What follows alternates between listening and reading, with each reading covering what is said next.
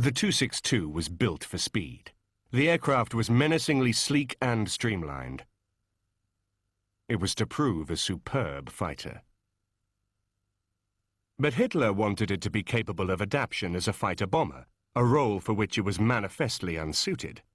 But when Hitler demanded something, he got it. So conversion work began on the 262. Ironically, at this time, there existed a jet aircraft in Germany, which was already in production and was eminently more suited to the role of a bomber. This was the Arado 234. But both aircraft used the same engines, and there was fierce competition for the strictly limited supplies available. Ultimately, the parallel development of the Arado with the 262 hampered both projects. Taking advantage of the breathing space gained by the Führer's new orders, engineers swiftly overcame the few shortcomings of the ME-262 design. The main change was the addition of a nose wheel, which overcame the visibility problems and produced the horizontal alignment which was to become synonymous with the 262. The 262 nose wheel was sturdy enough, but poor brakes did lead to many accidents when the aircraft taxied on landing.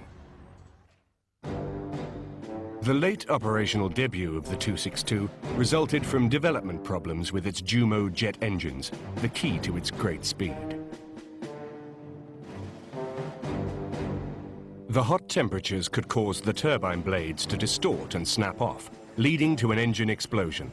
Additionally, the jet pipe at the rear would sometimes buckle from the heat of the jet exhaust gases.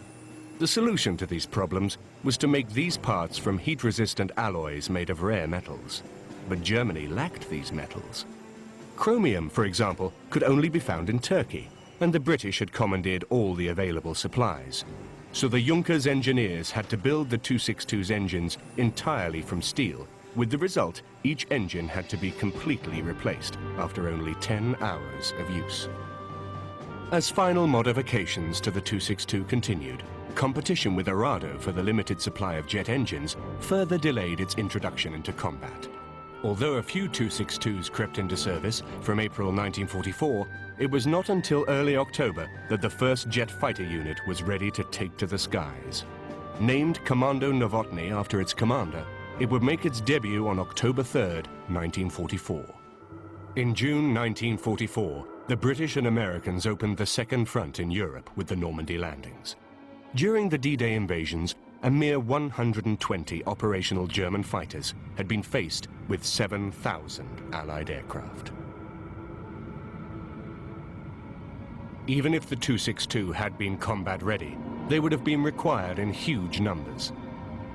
Despite its revolutionary qualities, the 262 had a fatal flaw. The early jet engines could not be instantly boosted to full power in case they caught fire from overheating. This made them vulnerable to interception during landing when it reduced speed to 200 kilometers an hour and could not quickly accelerate again if attacked by enemy fighters.